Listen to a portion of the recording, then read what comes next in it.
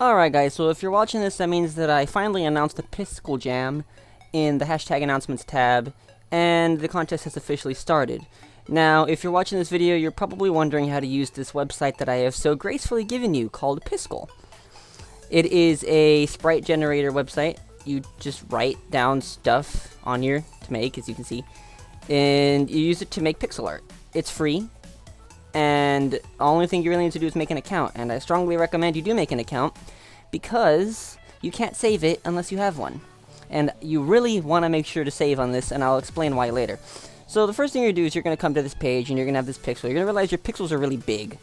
So, first things first, you want to resize. Make sure you turn off maintain aspect ratio. You want to put 100 to 100 to make the perfect square. Just like this. Now, as I said in the rules, you can make it larger than 100 if you want, but it cannot go below this. So, you'll see, pixels are pretty generously sized. They're not huge, they're not tiny.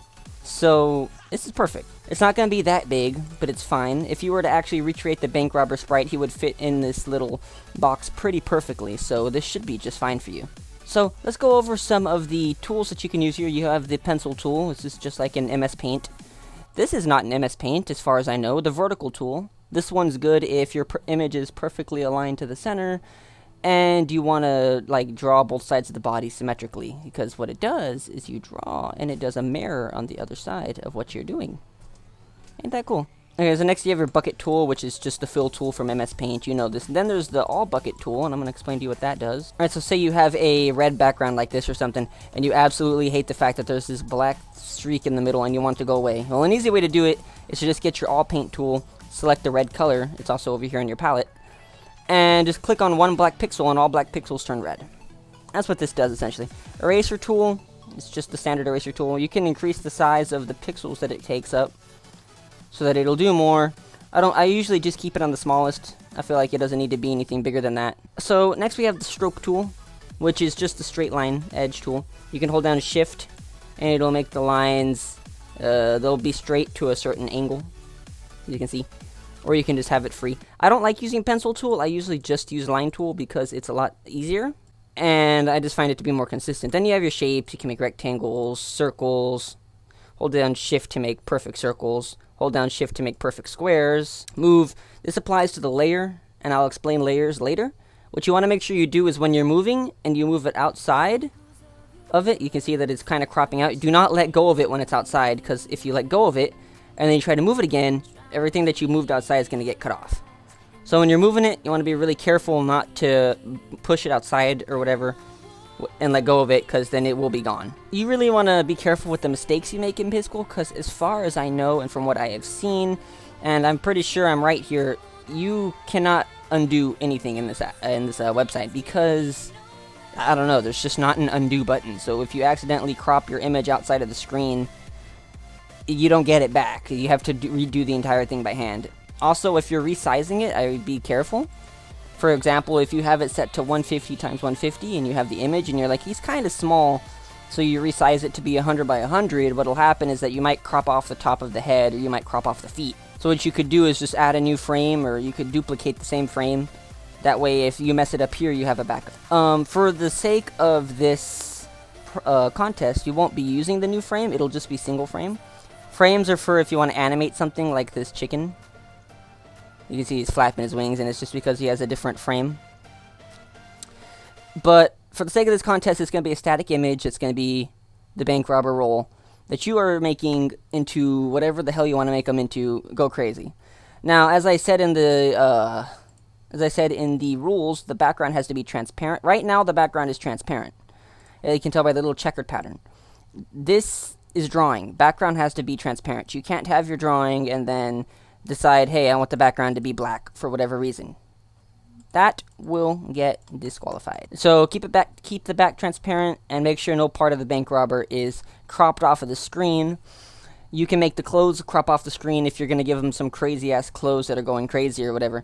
That's fine. So with that being said, let me go over this stuff right here. This aligns an image to the center. Say for example you put a thing there and you want it to be in the very center. You can just do that. It goes to the center. Perfectly fine. You won't be using this because this clones the current layers. You don't have any frames, so this doesn't really matter. This will turn the image you're using, so you have an image, and boom, boom, boom, boom, boom, boom, boom, you can turn it, and this will flip it. So, yeah, just keep that in mind as you're doing your project. I mean, so far it seems very simple, correct? There's one more thing I want to show you, which is this layers tool here. And this is really useful because say you want to make the head and then you want to make the body and you want to kind of do it in pieces. Well, all you got to do is make a new layer, and this one's going to become kind of transparent. You can see through it. It's still there, and you can go back to it by going here, but there's separate layers. You can see. And this is cool because you can use the move tool, and you can move this layer, but the layer behind it doesn't get affected. And then you can move this layer and it doesn't get affected. And that's very, very helpful whenever you're making it, I have found.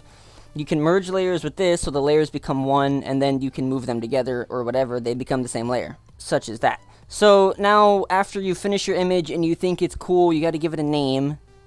You give it a name when you save it, right here. You can just call it whatever you want. Make a clever, cool name. You don't need to put a description, that doesn't really matter. And then you want to come to export, and you want to make sure the scale is all the way up, 3200 by 3200.